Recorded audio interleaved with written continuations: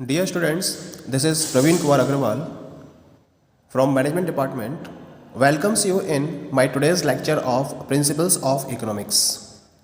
जैसा कि previous lecture में हम डिस्कस कर रहे थे about the price output determination और इक्विलिब्रियम अंडर मोनोपोलिस्टिक मार्केट, और इस पर्टिकुलर लेक्चर में हमने डिस्कस किया था about the short run equilibrium and long run equilibrium. Short run equilibrium में हमने तीन कंडीशंस को फॉलो किया था. The first one was the condition of super normal profit, second one was the condition of loss and third one was the condition of normal profit, जिसमें से हमने super normal profit की condition को properly discuss कर लिया था. आज के लेक्चर में मैं आपसे डिस्कस करूंगा कि एक पर्टिकुलर फर्म किस तरीके से लॉस की कंडीशन को रिप्रेजेंट कर सकती है. तो यहाँ एक डायग्राम मैं आपके सामने रिप्रेजेंट करूंगा, and in this diagram as you are looking here the second situation is representing the suffering losses. यानी कि शॉर्ट रन सिचुएशन में मोनोपोलिस्टिक मार्केट में कुछ फर्म्स ऐसे भी होंगी जिनको लॉस हो रहा होगा. लॉस कब होगा? जब उनका एवरेज रेवेन्यू उनके शॉर्ट रन एवरेज कॉस्ट से कम होगा, तब ये फर्म्स लॉस को भी इनकर कर रही होंगी. यानी कि the average revenue of the monopolistic firm is less than short run average cost curve, then in such a situation the firm will be incurring loss or suffering loss. अब हमें किसी पर्टिकुलर मोनोपोलिस्टिक फर्म के loss को किस तरीके से represent करना है, इसके लिए मैं एक डायग्राम यहाँ रिप्रेजेंट कर रहा हूँ. As you are looking in this diagram I have represented output on the x axis and price revenue and cost on the y axis. इस पर्टिकुलर कर्व में हमें लॉस को डिटरमाइन करने के लिए दो कर्व्स की रिक्वायरमेंट होगी. The first one is the revenue curves and second one is the cost curves. So in this diagram you are looking, this is the average revenue curve of the firm, AR से represent किया है मैंने इसको, and this is the marginal revenue curve of the firm जिसको मैंने MR से represent किया है. अब हमें requirement होगी cost curves की. तो this is the short run average cost curve जिसको मैंने SAC से represent किया है. इसको मैंने average revenue curve से above represent किया है. क्यों?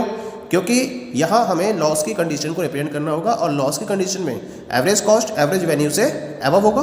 That is clear. Now we have to go for SMC, short run marginal cost. तो ये क्या करेगा? ये शॉर्ट रन एवरेज कॉस्ट को उसके लोएस्ट पॉइंट से इंटरसेक्ट करते हुए अबव डायरेक्शन में मूव करेगा.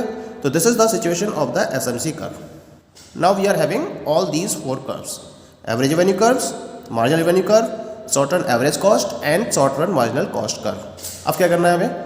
अब हमें कंडीशन ऑफ इक्विलिब्रियम को यहाँ फिट करना है. क्या है condition of equilibrium? Marginal revenue must be equal to the marginal cost. This is the marginal cost curve of the firm and this is the marginal revenue curve of the firm. Both are intersecting at the point E. This point E is known as the equilibrium point. इसे हम equilibrium point के नाम से जानेंगे. ठीक है. अब क्या करना है मुझे? इस इक्विलिब्रियम पॉइंट के करस्पॉन्डिंग एक परपेंडिकुलर को ड्रॉ करना है. ये परपेंडिकुलर मैंने ड्रॉ करा. ये एवरेज कॉस्ट कर्व को B पॉइंट पर कनेक्ट कर रहा है, एवरेज रेवेन्यू कर्व को A पॉइंट पर कनेक्ट कर रहा है, और X एक्सिस को Q पॉइंट पर कनेक्ट कर रहा है. इसका मतलब जो OQ है it will be the equilibrium output. Clear? BQ ये एवरेज कॉस्ट को रिप्रेजेंट करेगा क्योंकि ये एवरेज कॉस्ट कर्व को कनेक्ट कर रहा है. It means BQ will be the average cost of the firm, and this is equal to OC in the diagram. ये BQ की जो वैल्यू है जो एवरेज कॉस्ट को रिप्रेजेंट कर रही है, it will be equal to OC. और जो फर्म का एवरेज वैल्यू है it will be equal to AQ, क्योंकि ये particular straight line AR curve को A पॉइंट पर कनेक्ट कर रही है. तो इसका करस्पॉन्डिंग मेरे पास पॉइंट P आया है. इसका मतलब जो AQ की वैल्यू है वो OP के बराबर होगी. इसका मतलब फर्म का जो एवरेज रेवेन्यू है वो AQ के बराबर, और इसको OP के बराबर ही हम शो कर सकते हैं. और जो फर्म की एवरेज कॉस्ट है वो BQ के बराबर होगी, जिसे हम OC के बराबर भी कह सकते हैं. क्लियर? अब यहाँ मुझे दिखाई दे रहा है जो एवरेज कॉस्ट है वो एवरेज रेवेन्यू से ज़्यादा है. इसका मतलब अगर मुझे लॉस पर यूनिट डिटरमाइन करना है तो उसके लिए एवरेज कॉस्ट में से एवरेज रेवेन्यू को सब्ट्रैक्ट करना पड़ेगा. एवरेज कॉस्ट है OC, एवरेज रेवेन्यू है OP. OC minus OP, OC minus OP. तो डायग्राम में किसके बराबर है? It is equal to PC. इसका मतलब जो PC है वो लॉस पर यूनिट को रिप्रेजेंट करेगा, लेकिन हमें यहाँ पर टोटल लॉस को कंसीडर करना है. तो टोटल लॉस को डिटरमाइन करने के लिए मुझे एक यूनिट के लॉस को टोटल नंबर ऑफ यूनिट्स यानी कि इक्विलिब्रियम आउट से मल्टीप्लाई करना पड़ेगा. इक्विलिब्रियम आउटपुट कितना है हमारे पास? OQ, और इसकी वैल्यू किसके बराबर है? It is equal to AP. That is clear. इसका मतलब टोटल लॉस कितना हो जाएगा? Loss per unit into equilibrium output. It means PC loss per unit है और एपी है economic output, PC into AP. Now come to the diagram, PC into AP. ये एक रेक्टेंगल दिखाई दे रहा है मुझे, दैट इज PCBA। ये इस रेक्टेंगुलर एरिया को रिप्रेजेंट करेगा, क्योंकि रेक्टेंगल का फॉर्मूला होता है लेंथ इंटू ब्रेड्थ, और यहाँ जो PA है या AP है वो लेंथ को रिप्रेजेंट कर रही है और PC ब्रेड्थ को रिप्रेजेंट कर रही है। तो इस तरीके से AP और PC का जो मल्टीप्लिकेशन होगा वो PCBA के रेक्टेंगुलर एरिया को रिप्रेजेंट करेगा। It means the total loss will be equal to the rectangular area PCBA। तो दैट इज क्लियर। तो इस तरीके से हम मोनोपोलिस्टिक फर्म के लॉस को ग्राफिकली और थियोरेटिकली रिप्रेजेंट कर सकते हैं। Okay, now the third condition of short run equilibrium is earning just normal profit. Short run equilibrium में हमने दो कंडीशंस स्टडी कर ली। पहली थी सुपर नॉर्मल प्रॉफिट की कंडीशन और दूसरी थी लॉस की कंडीशन। अब हमें शॉर्ट रन में तीसरी कंडीशन को डिस्कस करना है यहाँ पर, जिसमें कुछ मोनोपोलिस्टिक फर्म्स ऐसी होंगी जिनको केवल और केवल नॉर्मल प्रॉफिट ही अर्न हो रहा होगा। नॉर्मल प्रॉफिट की कंडीशन क्या है? फर्म का एवरेज रेवेन्यू जब उसके शॉर्ट रन एवरेज कॉस्ट के बराबर होगा तो ये नॉर्मल प्रॉफिट की कंडीशन कहलाएगी। यहाँ कुछ पर्टिकुलर प्रॉफिट मार्जिन फर्म अपने एवरेज रेवेन्यू में इस तरीके से इंक्लूड कर देती है जिससे कि वो अगर शॉर्ट रन एवरेज कॉस्ट के इक्वल भी रहता है तो भी वो नॉर्मल प्रॉफिट अर्न करने की कंडीशन में रहती है। ठीक है, नॉर्मल प्रॉफिट को हम किस तरीके से रिप्रेजेंट कर सकते हैं in reference of a monopolistic firm? इसको मैंने एक डायग्राम में रिप्रेजेंट किया है। In this particular diagram you are having average revenue curve जिसको मैंने AR से रिप्रेजेंट किया है, मार्जिनल रेवेन्यू कर्व जिसको मैंने MR से रिप्रेजेंट किया है। अब मुझे क्या चाहिए? Short run average cost curve, क्योंकि एवरेज रेवेन्यू और एवरेज कॉस्ट दोनों इक्वल है, इसी वजह से मैंने एवरेज कॉस्ट कर्व को एवरेज रेवेन्यू कर्व के टच करते हुए रिप्रेजेंट किया है। It means that average revenue curve is tangent to the SAC curve at the point A।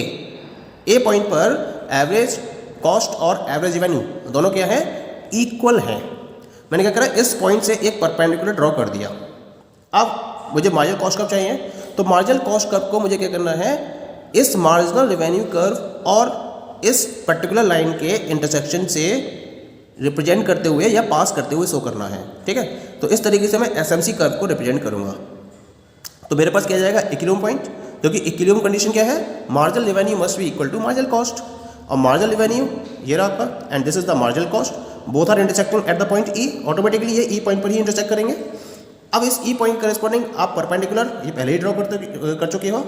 इस परपेंडिकुलर का जो A पॉइंट है वो SAC कर्व को भी कनेक्ट कर रहा है और AR कर्व को भी कनेक्ट कर रहा है, और इसके करस्पॉन्डिंग मैंने एक परपेंडिकुलर ड्रॉ करा है वाई एक्सिस पर, ये इसको P पॉइंट पर कनेक्ट कर रहा है। तो इसका मतलब जो इक्विलिब्रियम आउटपुट है वो किसका हो जाएगा? OQ के बराबर हो जाएगा। अब बात करते हैं एवरेज रेवेन्यू की। एवरेज रेवेन्यू किसके बराबर होगा? AQ के बराबर होगा and this is equal to OP। Average cost भी AQ के बराबर होगा, क्योंकि एवरेज रेवेन्यू और एवरेज कॉस्ट दोनों एक ही पॉइंट A पर टच कर रहे हैं, यानी कि A पॉइंट पर दोनों इक्वल है। तो इसका मतलब एवरेज कॉस्ट भी AQ के बराबर होगा and it will be equal to OP। तो in this diagram you have average revenue equal to AQ and that is equal to OP and average cost is equal to AQ and that is also equal to OP। अगर हम दोनों equations को match करें then we have AR is equal to AC is equal to OP and this is equal to price per unit. यानी कि इस condition में firm का एवरेज रेवेन्यू उसके एवरेज कॉस्ट के बराबर होगा और वो प्राइस पर यूनिट को रिप्रेजेंट करेगा। Point is clear? तो in this way we can determine the normal profit of the firm under short run. अब बात आती है about the long run equilibrium. Long run equilibrium का मतलब क्या है? यानी कि ये वो सिचुएशन होती है लॉन्ग रन जहां फर्म अपने आउटपुट को डिमांड के अकॉर्डिंग एडजस्ट करने में सक्सेसफुल रहती है। यानी कि इनके पास इतना टाइम होता है कि अगर मार्केट में डिमांड बढ़ती है तो इसके अकॉर्डिंग ये अपनी सप्लाई को एडजस्ट कर सकती हैं। एडजस्ट करना यानी कि अगर इंक्रीज़ करना चाहे तो इंक्रीज़ भी कर सकती है, अगर डिक्रीज़ करना चाहे तो डिक्रीज़ भी कर सकती हैं। लेकिन लॉन्ग रन में डिमांड बढ़ेगी ही बढ़ेगी, तो इस बढ़ी हुई डिमांड के अकॉर्डिंग ये फर्म्स क्या करती हैं, जिनको लगातार सुपर नॉर्मल प्रॉफिट हो रहा होता है वो फर्म्स अपनी सप्लाई को और इंक्रीज़ करना स्टार्ट कर देती हैं। ठीक है, जिन फर्म्स को नॉर्मल प्रॉफिट हो रहा है वो भी अपनी सप्लाई को इंक्रीज़ करती हैं, लेकिन जिन फर्म्स को लॉस हो रहा होता है वो क्या करती हैं, वो अपनी सप्लाई को डिक्रीज़ करती हैं उस लेवल तक जब तक कि वो नॉर्मल प्रॉफिट की कंडीशन में ना आ जाए। इसके साथ साथ क्या होता है, सुपर नॉर्मल प्रॉफिट को देखते हुए कुछ नई फर्म्स भी मार्केट के अंदर एंटर करती हैं। तो कुल मिला के मार्केट में लगातार सप्लाई बढ़ती चली जाती है, और जैसे जैसे मार्केट में सप्लाई लगातार बढ़ेगी, प्राइस क्या होगा, लगातार कम होगा, और इस प्राइस के कम होने से जो प्रॉफिट है वो कम होता चला जाता है। और जो सुपर नॉर्मल प्रॉफिट है, एक कंडीशन के बाद ये सुपर नॉर्मल प्रॉफिट मार्केट से एब्जॉर्ब होना स्टार्ट हो जाता है, और ये सुपर नॉर्मल प्रॉफिट किस में कन्वर्ट हो जाता है, केवल और केवल नॉर्मल प्रॉफिट में। यानी कि जितनी भी सुपर नॉर्मल प्रॉफिट को अर्न करने वाली कंपनीज थी, वो अब केवल और केवल नॉर्मल प्रॉफिट को ही अर्न करेंगी। जो नॉर्मल प्रॉफिट अर्न कर रही थी वो नॉर्मल प्रॉफिट अर्न करेंगी, और जिनको लॉस हो रहा था क्योंकि उन्होंने क्या करा था, अपनी सप्लाई को कम कर दिया था, तो वो भी नॉर्मल प्रॉफिट की कंडीशन में आ जाती हैं। इसका मतलब ये हुआ कि जितनी भी फर्म्स हैं लॉन्ग रन में, they will be earning only normal profit. Super normal profit market से गायब हो जाएगा, केवल और केवल नॉर्मल प्रॉफिट को सारी फर्म्स अर्न कर रही होंगी, जो उनके ऑपरेशंस को कंटिन्यू करने के लिए सफिशिएंट होगा। तो इस लॉन्ग रन इक्विलिब्रियम के अंदर सुपर नॉर्मल प्रॉफिट एब्जॉर्ब हो जाएगा और नॉर्मल प्रॉफिट रहेगा, जिसको हम एक ग्राफ के हेल्प से इस तरीके से रिप्रेजेंट कर सकते हैं। तो यहाँ मैंने एक ग्राफ रिप्रेजेंट किया है जो लॉन्ग रन सिचुएशन में मोनोपोलिस्टिक फर्म के इक्विलिब्रियम पॉइंट को रिप्रेजेंट कर रहा है, जहाँ फर्म जितनी भी फर्म्स हैं वो केवल और केवल नॉर्मल प्रॉफिट को अर्न कर रही हैं। तो एक्स एक्सिस पर मैंने आउटपुट को रिप्रेजेंट किया है, वाई एक्सिस पर प्राइस, कॉस्ट एंड रेवेन्यू को रिप्रेजेंट किया है। यहाँ this is the average revenue curve, this is the marginal revenue curve. Now मुझे क्या शो करना है, यहाँ मैं एवरेज कॉस्ट शो करूँगा, लेकिन यहाँ एवरेज कॉस्ट को आपको लॉन्ग रन में रिप्रेजेंट करना है, तो ये कर्व क्या कहलाएगा, लॉन्ग रन एवरेज कॉस्ट। तो इसका मतलब जो लॉन्ग रन एवरेज कॉस्ट है वो AR के बराबर होना चाहिए। तो यहाँ पर हम इस तरह से रिप्रेजेंट करेंगे जिससे कि जो LAC हो और AR हो, वो AR LAC पर टेंजेंट होनी चाहिए, यानी कि both are having a common point at a point पर LAC और AR दोनों टच कर रही हैं, या फिर AR जो है वो LAC के टेंजेंट है एट द पॉइंट A, जो ये शो कर रहा है कि LAC और AR दोनों इक्वल है। अब इस पॉइंट के करस्पॉन्डिंग मैंने एक परपेंडिकुलर ड्रॉ करा जो एक्स एक्सिस को Q पॉइंट पर कनेक्ट कर रहा है। अब मुझे क्या शो करना है, LMC को मुझे इस तरीके से रिप्रेजेंट करना है जिससे कि ये इस पर्टिकुलर पॉइंट यानी कि AQ और MR के इंटरसेक्शन पॉइंट को क्रॉस करते हुए जाए। तो इस तरह से मैंने LMC कर्व को रिप्रेजेंट किया है। क्यों करा मैंने ऐसा, क्योंकि अब मुझे कंडीशन ऑफ इक्विलिब्रियम को डिटरमाइन करना है, तो ऑटोमेटिकली ये कंडीशन मुझे यहाँ मिल जाती है। क्या है condition, MR equal to MC, और इस पर्टिकुलर पॉइंट पर ये MC कर्व है और ये MR कर्व है, both are intersecting at the point E। तो ये पॉइंट E जो इक्विलिब्रियम पॉइंट को शो कर रहा है, ये मुझे ऑटोमेटिकली मिल जाता है। ठीक है, अब इसके करस्पॉन्डिंग परपेंडिकुलर हम ऑटोमेटिकली ड्रॉ कर चुके हैं। ये AR कर्व को और AC कर्व को दोनों को ही A पॉइंट पर कनेक्ट कर रहा है, और एक्स एक्सिस तो Q पॉइंट पर पहले ही कनेक्ट कर रहा था ये। तो ये OQ जो है वो आपके इक्विलिब्रियम आउटपुट को डिटरमाइन करेगा, और जो AQ है वो फर्म के एवरेज रेवेन्यू और एवरेज कॉस्ट दोनों को ही रिप्रेजेंट करेगा, और ये किसके बराबर होंगे, OP के बराबर होंगे। इसका मतलब जो फर्म का एवरेज रेवेन्यू है वो AQ यानी कि OP के बराबर होगा, एवरेज कॉस्ट भी AQ यानी कि OP के बराबर होगा। इन दोनों क्वेश्चन को अगर हम कंपेयर करें तो we have average revenue equal to average cost is equal to OP and this is equal to price per unit.